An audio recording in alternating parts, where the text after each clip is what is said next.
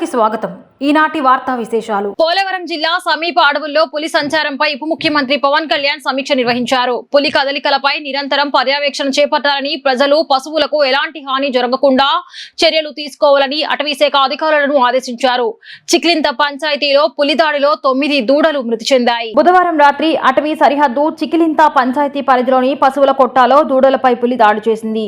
ఈ ఘటనపై ఉప ముఖ్యమంత్రి అటవీ శాఖ మంత్రి పవన్ కళ్యాణ్ ఉన్నతాధికారులతో సమీక్షించారు. ప్రస్తుతం తిమ్మాపురం రిజర్వ్ ఫారెస్ట్ లో పులి కదలికలను గుర్తించారు. అడవికి కేవలం 300 మీటర్ల దూరంలోని ఆయిల్ ఫామ్ తోటలో ఉన్న పశువుల పాకపై దాడి జరిగినట్లు అధికారులు తెలిపారు. ఈ సందర్భంగా పవన్ కళ్యాణ్ మాట్లాడుతూ పులి కదలికలపై ఆధునిక సాంకేతికతతో పర్యవేక్షణ చేపట్టాలని, హనుమాన్ బృందాలతో 24 గంటల నిఘా ఏర్పాటు చేయాలని ఆదేశించారు. అవసరమైతే అదనపు బృందాలను రంగంలోకి దించాలని, అటవీ శాఖ ప్రిన్సిపల్ చీఫ్ కన్జర్వేటర్ స్వయంగా పర్యవేక్షించాలని సూచించారు. వన్యప్రాణి సంరక్షణ నిబంధనలకు అనుగుణంగా చర్యలు ఉండాలన్నారు. పులి సంచారం ఉన్న గ్రామాల్లో అవగాహన శిబిరాలు నిర్వహించాలని, గ్రామస్తులు అవసరం లేకుండా అడవుల్లోకి వెళ్లవద్దని, పశువులను అటవీ ప్రాంతానికి దగ్గరగా కట్టివేయొద్దని సూచించారు. బాధిత రైతులకు తక్షణ పరిహారం అందించామని, పశు వైద్యుల నివేదిక వచ్చిన వెంటనే పూర్తి పరిహారం ఇస్తామని తెలిపారు. మహానాడు 2026 విజయవంతం కావడానికి కృషి చేసిన ప్రతి ఒక్కరికి టీడీపీ జాతీయ కార్యనిర్వాహక అధ్యక్షుడు నారా లోకేష్ కృతజ్ఞతాభివందనలు తెలిపారు. హైబ్రిడ్ విధానంలో జరిగిన ఈ మహానాడు చరిత్రలో నిలిచిపోయిందని, 24.50 లక్షల డిజిటల్ అటెండెన్స్ నమోదైందని వెల్లడించారు. మహానాడు 2026 విజయంపై నారా లోకేష్ ప్రకటన విడుదల చేశారు. టీడీపీ కోట్లాది కుటుంబ సభ్యుల ఆశీస్సులతో జాతీయ కార్యనిర్వాహక అధ్యక్షుడిగా ఎంపికైన తర్వాత జరిగిన తొలి మహానాడు ఘన విజయం టీం టీడీపీ కృషి అని పేర్కొన్నారు. అంతర్జాతీయ ఉద్రిక్త పరిస్థితుల నేపథ్యంలో ప్రధాని నరేంద్ర మోదీ పిలుపుతో నెల్లూరులో జరగాల్సిన మహానాడును హైబ్రిడ్ విధానంలోకి మార్చామని తెలిపారు. సంక్షోభాలను అవకాశాలుగా మలుచుకోవటం గురువు చంద్రబాబు నేర్పారని, ఆ నేర్పుతోనే హైబ్రిడ్ మహానాడును విజయవంతం చేశామన్నారు. తెలుగుదేశం నా బాధ్యత అంటూ ప్రతి పల్లె, ప్రతి ఇల్లు మహానాడుకు వేదికైందని లోకేష్ అన్నారు. రాష్ట్ర వ్యాప్తంగా 1875 క్లస్టర్ల బాధ్యతలను కార్యకర్తలే తీసుకొని కనివిని ఎరుగని రీతిలో విజయవంతం చేశారని కొనియాడారు. స్త్రీశక్తి థీమ్కు అర్థం చెప్పేలా మహిళలకు 33% రిజర్వేషన్లు కల్పిస్తూ చేసిన తీర్మానానికి ఆమోదం లభించడం దేశవ్యాప్తంగా చర్చనీయాంశం కావడం ఈ మహానాడు సాధించిన గొప్ప విజయమని తెలిపారు. 2 రోజుల్లో MYTDP యాప్లో 24.50 లక్షల డిజిటల్ అటెండెన్స్ నమోదైందన్నారు. పార్టీ నేతలు, కార్యకర్తలు, మహానాడు కమిటీలు, బ్యాక్ ఆఫీస్ సాంకేతిక సిబ్బంది, MYTDP, ITDP అనుబంధ సంఘాలు, మీడియా మిత్రులు, సోషల్ మీడియా అభిమానులు, NRIలు, మిత్రపక్షాలు, ప్రజలు, భద్రతా సిబ్బంది అందరికీ కృతజ్ఞతలు తెలిపారు. చట్టసభల్లో మహిళలకు 33% రిజర్వేషన్ కల్పించాలని మహానాడులో టీడీపీ తీసుకున్న నిర్ణయం చారిత్రాత్మకమని రాష్ట్ర హోంమంత్రి వంగల్పూడి అనిత అన్నారు.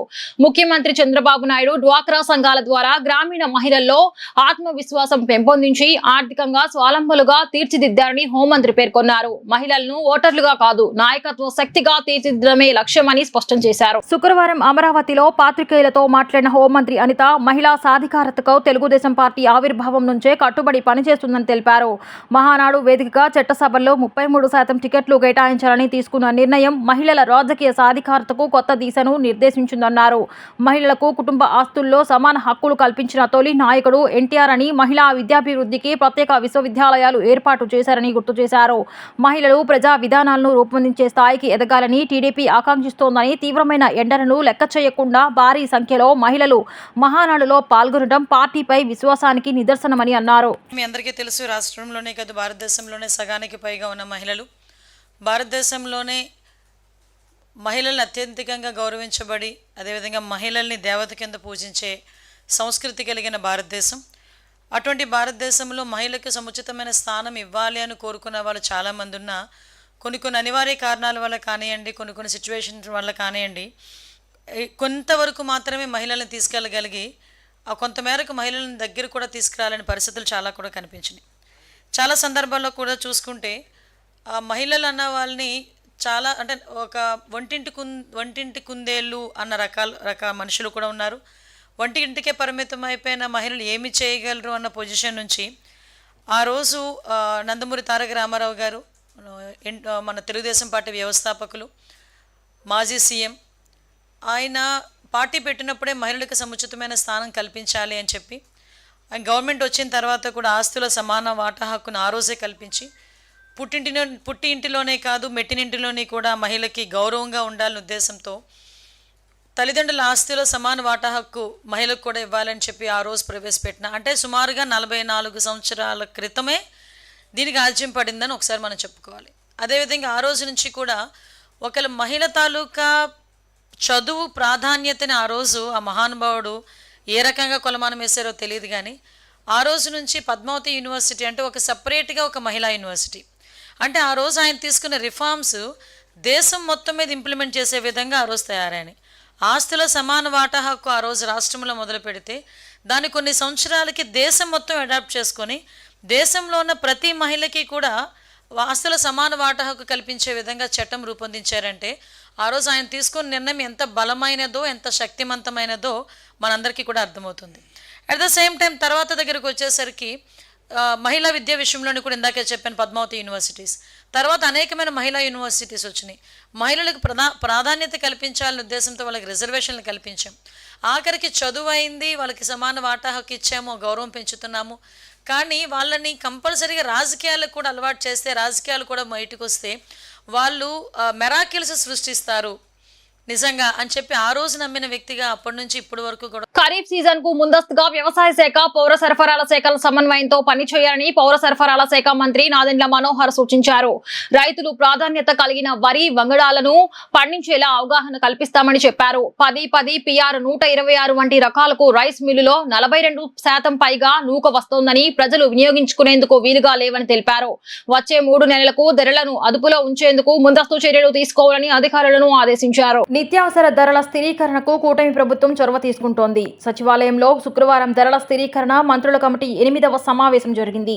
బహిరంగ మార్కెట్ ధరలను నిత్యం సమీక్షించాలని, ఖరీఫ్ సన్నద్ధతపై దృష్టి సారించాలని మంత్రి నాదెండ్ల మనోహర్ అధికారులను ఆదేశించారు. ఈ సమావేశంలో పౌర సరఫరాల శాఖ మంత్రి నాదెండ్ల మనోహర్ మాట్లాడుతూ ప్రజలకు నిత్యావసరాలు అందుబాటులో ఉండేలా బహిరంగ మార్కెట్ ధరలను ఎప్పటికప్పుడు పరిశీలించాలని సూచించారు. పప్పులు, బియ్యం, వంట నూనెలు, టమోటా, ఉల్లిపాయల రిటైల్, హోల్సేల్ ధరలపై సమీక్షించారు. ప్రపంచవ్యాప్తంగా యుద్ధ వాతావరణం వల్ల కొంతమేర ధరలు పెరిగాయని, వాటిని నియంత్రించేందుకు ప్రభుత్వం సన్నద్ధంగా ఉందని తెలిపారు. వంట నూనెల ధరలు పెరిగిన నేపథ్యంలో రాష్ట్రంలో అందుబాటు ధరల్లో ఉంచేలా ఏర్పాటు చేస్తామన్నారు. సామాన్యులకు ఇబ్బందులు లేకుండా చూసేందుకు కూటమి ప్రభుత్వం చొరవ తీసుకుంటుందని మంత్రి మనోహర్ స్పష్టం చేశారు. ఈ సమావేశంలో మంత్రులు, కమిటీ సభ్యులు పయ్యావుల కేశవ్, కింజారపు అచ్చెన్నాయుడు అధికారులు పాల్గొన్నారు. విజయవాడ ఇంద్రకీలాద్రిపై కొలువై ఉన్న శ్రీ దుర్గా మల్లేశ్వర స్వామివార్ల దేవస్థానాన్ని రాష్ట్ర బీసీ సంక్షేమం, చేనేత, జౌళి శాఖల మంత్రి ఎస్ సవిత దర్శించుకున్నారు. తన కుమారుడితో కలిసి ఆలయానికి చేరుకున్న మంత్రి సవిత కనకదుర్గ అమ్మవారిని ప్రత్యేక పూజలు నిర్వహించారు.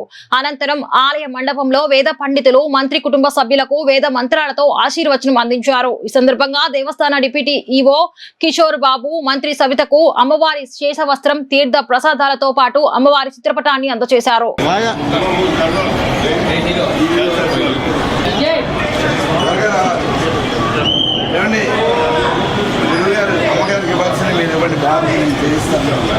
ఈవీ గారు అవతలకి అయ్యా పేట ఒకటి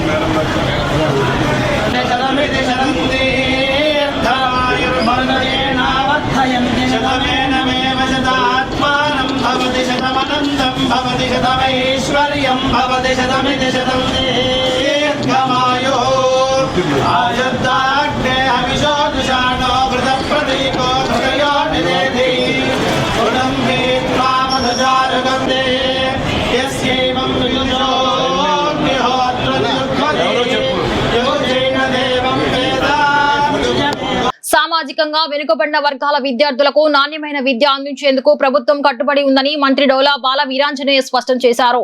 ఎస్ఎస్సిలో, ఇంటర్మీడియట్ లో అత్యధిక మార్కులు సాధించి విద్యార్థులు విశిష్ట ప్రతిభ కనపరిచారని కొనియాడారు. ఇదే స్ఫూర్తితో విద్యార్థులు విజయాలు సాధిస్తూ ఉన్నత శిబిరాలను అధిరోహించారని సూచించారు. సాంఘిక సంక్షేమ గురుకుల విద్యాలయాలు, వసతి గృహాల్లో 2025 నుండి 2026 విద్యా సంవత్సరంలో ఎస్ఎస్సి, ఇంటర్మీడియట్ పరీక్షల్లో అత్యుత్తమ ఫలితాలు సాధించిన విద్యార్థులు, సిబ్బందిని ప్రభుత్వం ఘనంగా సత్కరించింది. శుక్రవారం తుమ్మలపల్లి కళాక్షేత్రంలో నిర్వహించిన కార్యక్రమానికి సాంఘిక సంక్షేమ శాఖ మంత్రి డాక్టర్ డోలా శ్రీ బాల వీరాంజనేయ స్వామి ముఖ్య అతిథిగా హాజరయ్యారు. ఈ సందర్భంగా మంత్రి మాట్లాడుతూ ప్రభుత్వం విద్యాభివృద్ధికి కట్టుబడి ఉందన్నారు. ఎస్ఎస్సిలో 600 మార్కులకు గాను 591, ఇంటర్మీడియట్లో 1000 మార్కులకు గాను 989 మార్కులు సాధించి విద్యార్థులు విశిష్ట ప్రతిభ కనపరిచారన్నారు. రాష్ట్ర స్థాయిలో మొదటి 3 ర్యాంకులు సాధించిన వారికి వరుసగా 20,000 రూపాయలు, 15,000 50,000 రూపాయలు, 10,000 రూపాయల నగదు బహుమతులతో పాటు ప్రశంసా పత్రాలను అందజేశారు. జిల్లా టాపర్లతో పాటు విద్యార్థుల రాజకీయాల్లో కీలక పాత్ర పోషించిన అధికారులు, ప్రిన్సిపాళ్లు, ఉపాధ్యాయులు సహా మొత్తం 297 మందికి అవార్డులు ప్రదానం చేశారు. ఈ కార్యక్రమంలో సాంఘిక సంక్షేమ శాఖ కార్యదర్శి ఎంఎం నాయక్, ఏపీఎస్డబ్ల్యూఆర్ఈఐఎస్ కార్యదర్శి ప్రసన్న వెంకటేష్, డైరెక్టర్ బి లావణ్యవేణి తదితరులు పాల్గొన్నారు. ఉద్యోగ ఉపాధి రంగాల్లో రిజర్వేషన్స్ కల్పించడం, ప్రోత్సహించడం, అది వారు ఇచ్చినటువంటి రాజ్యాంగంలో మనకి ఇచ్చినటువంటి ఒక గొప్ప వరం. వారి ఆలోచన ఇందాక మన సెక్రటరీ గారు చెప్పారు, చదువు అనేది గ్రామానికి ఉంటుంది, కానీ కమ్యూనికేషన్ లాంగ్వేజ్ మనం ఒకవేళ పల్లెటూరులో తెలుగులో వచ్చి మన భాష ఇంగ్లీష్లో రావడం, లేదనుకుంటే ఇక్కడికి సిటీలో పెరిగినటువంటి వాళ్ళకి కొంచెం ఇలాంటిది ముందుంటాయి. అవన్నీ కూడా అధిగమించి ముందుకు పోవాల్సిన ఆవశ్యకత ఉందంటగా మనకి అవకాశాలు ఉన్నప్పుడు తప్పనిసరిగా అందిపుచ్చుకోవాల్సిన ఆవశ్యకత ఉంది. ఈ రోజున ఒకసారి చూసుకుంటే మనం 10th క్లాస్లో రెసిడెన్షియల్ స్కూల్లో టాప్ ర్యాంకర్స్ 5 వచ్చారు. వాళ్ళు నంద్యాల నుంచి జూపాడ బంగ్లా హర్షవర్ధన్, ఈస్ట్ గోదావరి ఎల్ఎన్పురం అని చెప్పి వెంకట్, అంటే హర్షవర్ధన్కి 589 మార్కులు, వెంకట్కి 580 మార్కులు, సత్యసాయి డిస్టిక్ హిందూపూర్ నుంచి అరుణ్ కుమార్కి 588, ప్రకాశం కొండేపి లక్ష్మీ ప్రశాంత్ 587, అనంతపూర్ కోటి శ్రీలతకి 587 మార్క్స్ వచ్చాయి. అదేవిధంగా మాస్టర్స్లో కృష్ణా డిస్టిక్లో నాగాయలంకలో పి హర్షిని 591 మార్కులు వచ్చింది. ఇక్కడ డిఫరెన్స్ చూడండి, ఆ పాప హాస్టల్లో ఉంటూ బయట ఉన్న స్కూల్లో చదువుకొని 591 మార్కులు తీసుకొచ్చింది. అదేవిధంగా శ్రీకాకుళం గర్ల్స్ హాస్టల్లో ఆబ్దాల్ వాసు శృతి 589 మార్కులు తీసుకొని వచ్చింది. అదేవిధంగా వైఎస్ఆర్ కడప డిస్టిక్లో నంది మండలంలో శ్రీనిత్య 588 మార్కులు తీసుకొచ్చింది. వీళ్ళు ముగ్గురు కూడా హాస్టల్లో ఉండు గవర్నమెంట్ స్కూల్లో చదువుకున్నటువంటి పిల్లలు. రాష్ట్ర ప్రభుత్వం నిర్వహించిన మెగా డిఎస్సి నిరుద్యోగుల పాలిట దగా డిఎస్సిగా మారిందని మాజీ మంత్రి గుంటూరు జిల్లా అధ్యక్షుడు అంబటి రాంబాబు, ఎమ్మెల్సీ అప్పిరెడ్డి, రాష్ట్ర వైఎస్ఆర్ స్టూడెంట్ యూనియన్ అధ్యక్షుడు పానుగంటి చైతన్య మండిపడ్డారు. మాజీ ముఖ్యమంత్రి వైఎస్ జగన్మోహన్ రెడ్డి పిలుపు మేరకు గుంటూరులోని లాడ్జ్ సెంటర్ లో ఉన్న అంబేద్కర్ విగ్రహం వద్ద డిఎస్సికి వ్యతిరేకంగా వైఎస్ఆర్ స్టూడెంట్ యూనియన్ భారీ ధర్నా నిర్వహించింది. ఈ సందర్భంగా వారు మాట్లాడుతూ మెగా డిఎస్సి పేరుతో 3,50,000 మంది నిరుద్యోగులకు దగా చేశారని ఆగ్రహం వ్యక్తం చేశారు. తనకు అనుకూలమైన వారిని టెట్ కన్వీనియర్ గా నియామకం చేసుకొని దొడ్డిదారిన పోస్టింగ్లు ఇచ్చారని ఆరోపించారు. నారా లోకేష్ కి డబ్బు తీసుకోవడంపై ఉన్న శ్రద్ధ నిరుద్యోగులపై లేదని అసహనం వ్యక్తం చేశారు. వీటన్నిటినీ రాష్ట్ర ప్రజలు గమనిస్తున్నారని, రానున్న రోజుల్లో కూటమి ప్రభుత్వానికి తగిన బుద్ధి చెబుతారని హెచ్చరించారు. ఈ కార్యక్రమంలో గుంటూరు ఈస్ట్ ఇన్ఛార్జ్ నూరి ఫాతిమా, పొన్నూరు ఇన్ఛార్జ్ అంబటి మురళి, ఎమ్మెల్సీ ఏసురత్నం తదితరులు పాల్గొన్నారు.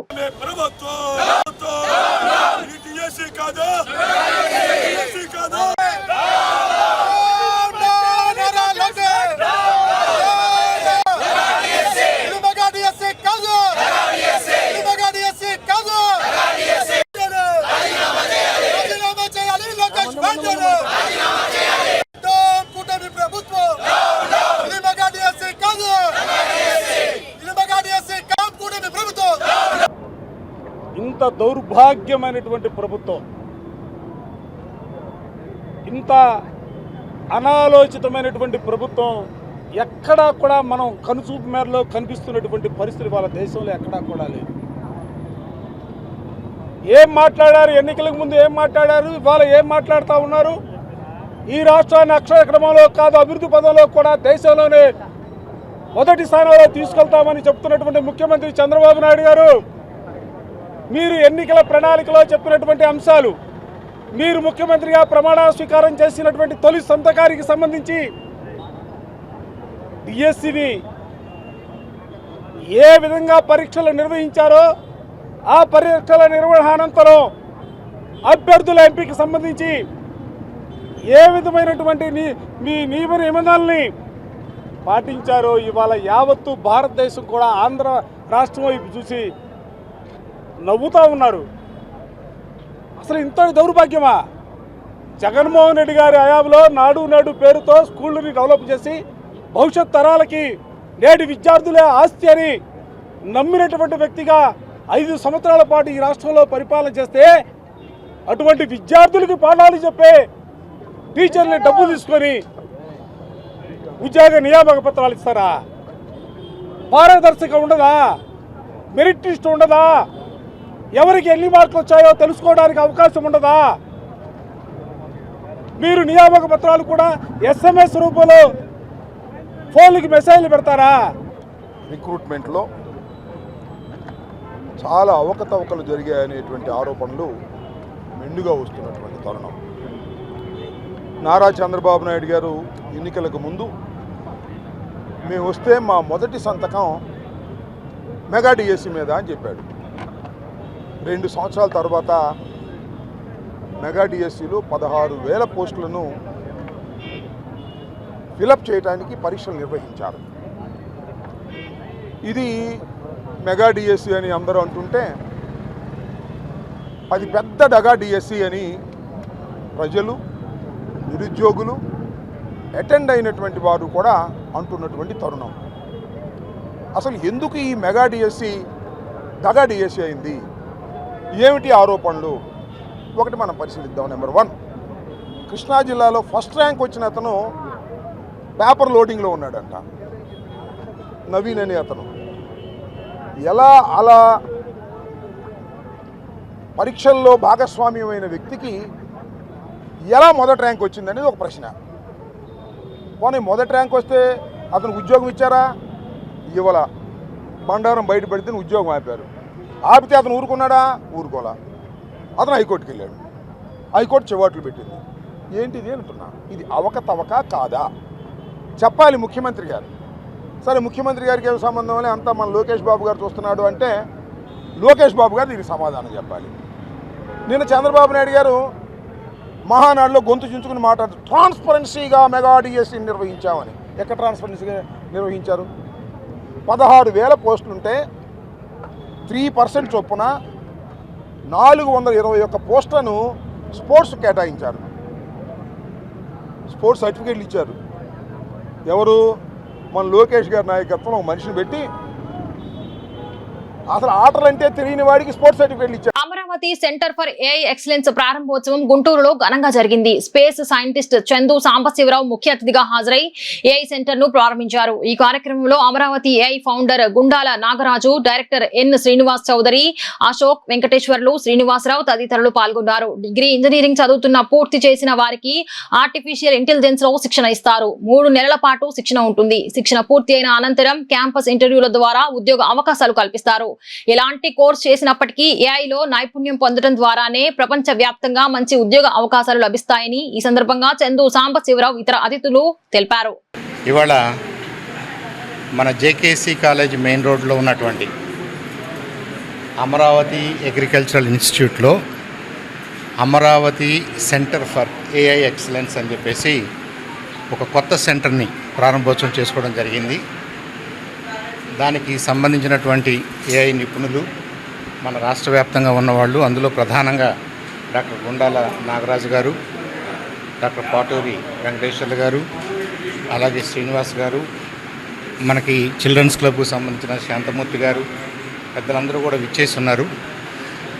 ముందుగా వారందరికీ ధన్యవాదాలు తెలియజేస్తూ, ఇప్పుడు మనందరం గమనిస్తున్నాం, ఏ రంగంలో చూసినా, ఏ స్థాయిలో చూసినా అందరూ కూడా ఆర్టిఫిషియల్ ఇంటెలిజెన్స్ని గురించే మాట్లాడుకుంటున్నారు. అయితే హైదరాబాద్ లాంటి సిటీలు మినహాయిస్తే మనకి Tier 2 సిటీల్లో, Tier 3 సిటీల్లో, విజయవాడ, విశాఖపట్నం, గుంటూరు, తెనాలి లాంటి ప్లేసెస్లో ప్రత్యేకంగా సెంటర్స్ మనకు అందుబాటులో లేవు. కాలేజెస్లో నేర్చుకోవడానికి తోడుగా, కాలేజెస్ అంటే జనరల్గా థియరీ ఓరియంటెడ్గా ఉంటే కొంత ల్యాబ్ వర్క్ కూడా చేస్తారు, కొంత ప్రిపరేషన్ అక్కడ జరిగినప్పటికీ ఇండస్ట్రీ కోసం రెడీ అయ్యే క్రమంలో స్టూడెంట్స్ అందరికీ కూడా ఎడిషనల్ స్కిల్స్ అవసరం అవుతున్నాయి, హ్యాండ్స్ ఆన్ స్కిల్స్ అవసరం అవుతున్నాయి. ఇండస్ట్రీలో ఏం జరుగుతుందో రిఫ్లెక్ట్ చేసే ప్రాజెక్ట్స్ చేయాల్సిన అవసరం ఉంటుంది. కాబట్టి ఈ ఇండస్ట్రీ ఎక్స్పర్ట్స్ అందరూ కూడా మన అమరావతిలో ఒక సెంటర్ పెడితే బాగుంటుంది, మేము అక్కడికి వచ్చి పనిచేస్తాము, మన స్టూడెంట్స్కి హెల్ప్ చేస్తామని ముందుకొచ్చారు. వారందరికీ కూడా ధన్యవాదాలు తెలియజేస్తూ, మరి మన గుంటూరు చుట్టుపక్కల ఉన్నటువంటి ఈ 30 కాలేజెస్, ఇంజనీరింగ్ కాలేజెస్ కానివ్వండి, ఫార్మస్యూటికల్ కాలేజెస్ కానివ్వండి, డిగ్రీ కాలేజెస్ కానివ్వండి, దాదాపుగా 100 పైగా మన గుంటూరు చుట్టుపక్కలే ఉన్నాయి. వీళ్ళందరూ కూడా వాళ్ళు ఫస్ట్ ఇయర్లో ఉన్నా, సెకండ్ ఇయర్లో ఉన్నా, థర్డ్ ఇయర్లో ఉన్నా, ఫైనల్ ఇయర్లో ఉన్నా, రీసెంట్గా గ్రాడ్యుయేట్ అయినా, ఉద్యోగాల కోసం ప్రయత్నాల్లో ఉన్నా, వాళ్ళందరూ కూడా ఈ సెంటర్లో వాళ్ళకు వచ్చే ఉపయోగం ఏంటంటే వాళ్ళ స్థాయిని బట్టి ఆర్టిఫిషియల్ ఇంటెలిజెన్స్ అంటే ఏంటో ఇంట్రడక్టరీ లెవెల్లో కోర్సెస్ ఉన్నాయి, 3 months కోర్సెస్. నేను కాదు ఆర్టిఫిషియల్ ఇంటెలిజెన్స్లో యూజర్నే కాదు, నేనే డెవలపర్ని అవ్వాలి అనుకున్నప్పుడు, వీళ్ళకి ఐటీలో జాబ్ కావాలనుకున్నప్పుడు, ఏఐలో జాబ్ కావాలనుకున్నప్పుడు ఇంకొక 3 months ఎక్స్ట్రా స్పెండ్ చేసినందువల్ల కొన్ని ప్రాజెక్ట్స్ చేయడానికి అవకాశం ఉంటుంది. పైథాన్ లాంటి ప్రోగ్రామింగ్ లాంగ్వేజెస్లో ఇంకొద్దిగా నైపుణ్యం సంపాదించడానికి అవకాశం ఉంటుంది. వాళ్ళు కాలేజెస్లో ఏం నేర్చుకున్నారో దానికి తోడుగా ఇండస్ట్రీకి కావలసిన విధంగా హ్యాండ్స్ ఆన్ ఎక్స్పీరియన్స్ వాళ్ళు ఇక్కడ సంపాదించుకోవడం వల్ల వాళ్ళకి క్యాంపస్ ఇంటర్వ్యూల్లోనూ ఈజీగా ఉంటుంది. ఒకవేళ వాళ్ళు ఆల్రెడీ క్యాంపస్లో నుంచి బయటకు వచ్చినట్టయితే వాళ్ళకి డైరెక్ట్గా జాబ్స్కి వెళ్ళే అవకాశాలు కూడా మెరుగవుతాయి. రియల్ టైంలో ఎలా చేస్తాము, మేము మా క్లయింట్స్కి ఎలా వర్క్ చేస్తాము, సేమ్ అదే చేయిస్తాము. ఇంకోటి ఏంటంటే ఎవరైతే మా దగ్గర ఇంటర్న్స్గా చేరతారో వాళ్ళు డైరెక్ట్గా మా క్లయింట్ ప్రాజెక్ట్స్ మీదే పనిచేస్తారు. సో దట్ వాళ్ళకి ఏమవుతుందంటే ఆ ట్రైనింగ్ అయిపోయిన తర్వాత they are as good as like hands on experience. వాళ్ళు రేపు జాబ్కి వెళ్ళినప్పుడు వాళ్ళకి కొత్తగా ఏమనిపించదు. మెడ్రాస్ లాంటి సిటీస్కి వెళ్ళిపోయి అక్కడ కోచింగ్ తీసుకొని ఆర్టిఫిషియల్ ఇంటెలిజెన్స్ అనే కొత్త కోర్సులో ట్రైనింగ్ తీసుకొని అక్కడ నుంచి ఉన్నత ఉద్యోగాల కోసం ప్రయత్నిస్తూ ఉన్నారు. ఇప్పటి వరకు ఆంధ్రప్రదేశ్లో ఏఐ కోచింగ్ సెంటర్ అనేది లేదు, ఏఐ అకాడమీ అనేది లేదు. ఈ అకాడమీ స్టార్టింగ్ ఈరోజే మన చందు సాంబశివరావు గారు, నాగరాజు గారు ఆధ్వర్యంలో గుంటూరు మహానగరంలో ప్రారంభించాం. దానికి సంతోషంగా ఉంది. ఈ ఏఐ అనే కోర్సు ఎనీ డిగ్రీ స్టూడెంట్స్ నేర్చుకునేదానికి అవకాశం ఉంది. డిగ్రీ చదువుతున్న వాళ్ళు కానీ, డిగ్రీ కంప్లీట్ చేసిన వాళ్ళు కానీ, అగ్రికల్చర్ వారు కానీ, నాన్ అగ్రికల్చర్ కానీ, టెక్నికల్ వాళ్ళు కానీ ఎవరైనా సరే ఆర్టిఫిషియల్ ఇంటెలిజెన్స్ అనే కోర్సు అనివార్యమైంది. మనం ఏ కోర్సు చదివినప్పటికీ కూడా BA, BCom, BSc, BJC కానీ బీటెక్ కోర్సులు చదువుకున్నప్పటికి కానీ ఫైనల్గా ఎక్కడైనా సరే కంప్యూటర్ టచ్ చేయకుండా ఈ రోజున ప్రొఫెషన్ అనేది లేకుండా జరిగిపోయింది. కొత్తగా వచ్చిన వరవడి ఏంటి అంటే ఆర్టిఫిషియల్ ఇంటెలిజెన్స్. మనం ఏ ప్రొఫెషన్లో ఉన్నప్పటికి కూడా ఆర్టిఫిషియల్ ఇంటెలిజెన్స్ అనేది ఆటోమేటిక్గా ట్రాన్స్లేషన్ అయిపోయింది. సో ఆర్టిఫిషియల్ ఇంటెలిజెన్స్ కోర్సుని చదువుకోవటం మధ్యతరగతి వారికి, పేదవారికి చాలా కష్టంగా మారిపోయింది. హైదరాబాద్ వెళ్ళి అక్కడ లక్షల రూపాయలు ఖర్చు పెట్టుకొని హాస్టల్లో ఉండి 3 months, 6 months ఈ కోర్సు నేర్చుకొని తిరిగి ఇంటికి రావాలంటే చాలామంది విద్యార్థులు ఇబ్బంది పడుతున్నారు. చాలామంది మధ్యతరగతి వారు వెళ్ళలేని పరిస్థితుల్లో ఉన్నారు. అలాంటి తరుణంలో కొంతమంది పేరెంట్స్ ఇచ్చిన సలహా మేరకు డాక్టర్ నాగరాజు గారు లాంటి, చందు సాంబశివరావు గారు లాంటి విద్యావేత్తల్ని కలుపుకొని ఈ రోజున జేకేసీ కాలేజీ సెంటర్లో అమరావతి సెంటర్ ఫర్ ఏఐ ఎక్సలెన్స్ని ప్రారంభించామని మీ అందరికీ తెలియజేయడానికి చాలా సంతోషంగా ఉంది. మాస్టర్ ప్లాన్ ప్రకారం రహదారిని వెడల్పు చేసే ఉద్దేశంతో మా కట్టడాలను అధికారులు కూల్చివేస్తామని, మమ్మలను బెదిరిస్తున్నారని, వారి బారి నుండి మా స్థలాలను కాపాడి మాకు న్యాయం చేయాలని బృందావన్ గార్డెన్స్ మెయిన్ రోడ్డులో గల స్థల యజమానులు తమ ఆవేదనను వ్యక్తం చేశారు. గుంటూరు బృందావన్ గార్డెన్ లో ఏర్పాటు చేసిన మీడియా సమావేశంలో వారు మాట్లాడారు. మా కట్టడాలను స్వచ్ఛందంగా కూల్చివేయాలని, లేని పక్షంలో బలవంతంగా కూల్చివేస్తామని అధికారులు మమ్మల్ని తరచూ బెదిరిస్తున్నారని చెప్పారు. ఎన్జీ రంగా విగ్రహం నుంచి కుందుల రోడ్డు వరకు ఇప్పటికే 80 అడుగుల వెడల్పు గల రోడ్డు ఉందని చెప్పారు. ఒకవేళ అధికారులు రహదారిని 80 అడుగులకు మించి వెడల్పు చేయాలనుకుంటే మా స్థలానికి ఎటువంటి ఇబ్బంది కలగకుండా రహదారి విస్తరణ చేయాలని అధికారులకు సూచించారు. నా పేరు మాధవరావు అండి. మేము బృందావన్ గార్డెన్ సెంటర్లో వ్యాపారస్తులు. బృందావన్ గార్డెన్ సెంటర్ నుంచి కూడా హనుమయ్య కంపెనీ వరకు మాస్టర్ ప్లాన్ ప్రకారం 80 అడుగుల రోడ్డు ఉండాలి, రోడ్డు విస్తరిస్తున్నామని చెప్పారు. అదేవిధంగా ఇక్కడ 2 బిట్లు ఉంటాయండి. మొత్తం బృందావన్ గార్డెన్ సెంటర్ నుంచి అయ్యప్ప స్వామి గుడి వరకు ఒకటి, అయ్యప్ప స్వామి గుడి దగ్గర నుంచి హనుమయ్య కంపెనీ వరకు ఒకటి. గార్డెన్ సెంటర్ నుంచి అయ్యప్ప స్వామి గుడి వరకు 80 అడుగుల రోడ్డు ఆల్రెడీ ఉందండి. మాకు ప్లాన్లు అప్రూవల్ చేసినప్పుడు కూడా 80 అడుగుల రోడ్డు అక్కడ ఉందని చెప్పి మాకు ఎన్హాన్స్మెంట్ రాసి ఇచ్చారు. అక్కడ అయ్యప్ప స్వామి గుడి దగ్గర నుంచి హనుమయ్య కంపెనీ వరకు రోడ్డు కొంచెం తక్కువ ఉంది, ఆ రోడ్డు వెడల్పు చేశారు 80 అడుగులకి. ఇప్పుడు అయ్యప్ప స్వామి గుడి దగ్గర నుంచి బృందావన్ గార్డెన్ సెంటర్ వరకు విస్తరిస్తున్నాము, 80 అడుగుల రోడ్డు చేస్తున్నాం అని అన్నారు. ఆల్రెడీ 80 అడుగుల రోడ్డు ఉండగా కూడా కేవలం ప్రైవేట్ వ్యాపారస్తులు ఉన్న వైపే ఇంకా 10 అడుగులు కావాలి, 5 అడుగులు కావాలి అంటున్నారు. దాని ఎదురువైపు అంటే పెట్రోల్ బంకు అటువైపు ఇంకా గవర్నమెంట్ స్థలం 10 అడుగులు ఇంకా కూడా ఉంది. అది తీసుకోకుండా ప్రైవేట్ ఆస్తుల వైపు వస్తున్నారు. ఏంటి అని అడిగితే ఎవరు సమాధానం చెప్పట్లా. 2012లో మాస్టర్ ప్లాన్ ప్రకారం మాకు కాలువలకి లైన్ ఒకటి వచ్చింది అంటున్నారు. 2012లో లైన్ వస్తే మరి దాని తర్వాత రిజిస్టర్ చేసుకున్న వాళ్ళకి మాకు ఎందుకు రిజిస్టర్ చేశారు? అవన్నీ ఉంటాయి కదా. రోడ్లు వెడల్పుంటే 10 అడుగులు రిజిస్టర్ చేయడానికి వీల్లేదు, గవర్నమెంట్కి రాసి ఇచ్చిన తర్వాత రిజిస్టర్ చేస్తూ ఉంటున్నారు. అంటే మాకు మొత్తం రిజిస్టర్ చేశారు కాబట్టి ఏం లేనట్లే కదా గవర్నమెంట్కి హక్కులు. ఇప్పుడు 80 అడుగుల రోడ్డు ఉంది, మేము కొలతలేసి చూపిస్తామని చెప్తున్నాం. లేకపోతే వాళ్ళని వచ్చి గవర్నమెంట్ ఆఫీసర్లను వచ్చి పాత డ్రైన్ టు డ్రైన్ 80 అడుగులు ఉందో లేదో కొలుచుకొని, ఒకవేళ లేకపోతే 2 వైపులా తీసుకోండి, 10 అడుగులు తగ్గితే 5 అడుగులు అటు 5 అడుగులు ఇటు తీసుకోండి అని చెప్తున్నాం. మేము ఎన్నిసార్లు చెప్పినా కానీ కాదు, మేము మీ వైపే వస్తాము, అటువైపు మాకేదో రిజర్వ్ స్థలము అని అంటున్నారు. రిజర్వ్ స్థలానికి అంతకుముందు గార్డెన్ సెంటర్లో ఒక పంప్ హౌస్ ఒకటి ఉండేది, అక్కడి నుంచి అటువైపు మొత్తం హనుమయ్య కంపెనీ అటువైపు అంతా కూడా వాటర్ పంపింగ్ అయ్యేది. ఈ రోజున అది లేదు, అది తీసేసి 7 సంవత్సరాల పైన అవుతుంది. ఇప్పటికి కూడా అది రిజర్వ్ స్థలం అంటున్నారు. నా పంప్ హౌస్ తీసేసిన తర్వాత ఇంకా రిజర్వ్ స్థలం ఏంది? అది గవర్నమెంట్ స్థలం, దేనికి ఆ పనికిరాదు. అది అట్లా వదిలేసేటివి. గవర్నమెంట్లో ఉండే పలుకుబడికల పెద్ద మనుషుల కోసం ఆ 10 అడుగులు వదిలిపెట్టారు. ఆ 10 అడుగులు మా వైపు వస్తున్నారు, మా ప్రైవేట్ స్థలాలు కొడుతున్నారు. ఈ రోజు వరకు కూడా నోటీసులు ఇవ్వలేదు, మీది ఇంత కావాలి, రోడ్డు వెడల్పు కోసం మీది ఇంత కావాలి అని చెప్పి. ఎందుకంటే వాళ్ళకి ఆ హక్కు లేదు. 80 అడుగులు రోడ్డు ఉన్నప్పుడు మా వైపు వచ్చి 10 అడుగులు అడగడానికి హక్కు లేదు కాబట్టి ఊరికినే వస్తున్నారు, మీ 10 అడుగులు కొడుతున్నాం అంటున్నారు, మెట్లు బావులు కొడుతున్నారు, ఒక్కో చోట గుంటలు తీసేస్తున్నారు, అన్ని చేస్తున్నారు. దానికి వివరణ మాత్రం లేదు. ఇదంతా కోర్టు స్టే ఇచ్చిన తర్వాత 80 అడుగులు మాస్టర్ ప్లాన్ అయిన తర్వాత బృందావన ఘాట్ నుంచి ఐబిసం గుడి దాకా 80 అడుగులు రోడ్డు ఉంటే ఎందుకు కొట్టాలి? ఫస్ట్ ఆఫ్ ఆల్ 80 అడుగులు రేపు మాస్టర్ ప్లాన్ 80 అడుగులు చెప్పారు కదా, 80 అడుగులుగా ఉన్నారు కదా, క్రాస్ అవుతుంది అంటారు. క్రాస్ ఎక్కడ లేదు. గుంటూరులో 60 చోట్ల క్రాస్ ఉంది, కొరటిపాడు ఉంది, మనం ఎక్కడైనా పట్టాపురం కానీ ఎక్కడైనా చామనార్ ఎక్కడైనా ప్రతిదీ క్రాస్ లేని ఏం లేదు. ఇదంతా ఎలా ఉందంటే ఎవరికో బాగు చేయడానికి, ఎవరినో సర్దుం చేయడానికి చేసే కాలువలు, చేసే విధానం ఏదైనా సరే అండి, వీళ్ళు చేసే పద్ధతి అది కరెక్ట్ కాదు. మీ స్థలాలు ఉంటే మీరు కొట్టుకోండి, మేమేమన్నాం. కానీ అంత స్థలం ఉంచుకొని ప్రైవేట్ సమస్య ఎందుకోసం? మీరు ఇప్పుడున్న స్థలము 80 అడుగులు 82 అడుగులు ఉంది. 82 అడుగులు ఉన్నప్పుడు దేనికి? ఎవరు బాగు చేయాలనుకున్నారు, ఎవరు చేయాలి? ఇదైతే పద్ధతే కాదు. కోర్టులో కేసు ఉన్నా మేము కొడతాం, మేము చేస్తాం. మాకు ఆల్రెడీ చెప్పిన దానికి 80 అడుగులు మాస్టర్ ప్లాన్ ఎందుకు కొట్టాలి? ప్రజలు ఇలా ఇబ్బంది పడడానికి చేసేదా? మీరు చేసేది ఏం పని? ఇది పద్ధతే కాదు. న్యూస్ కి సమాప్తం. మళ్ళీ నెక్స్ట్ బులెటిన్ లో కలుద్దాం.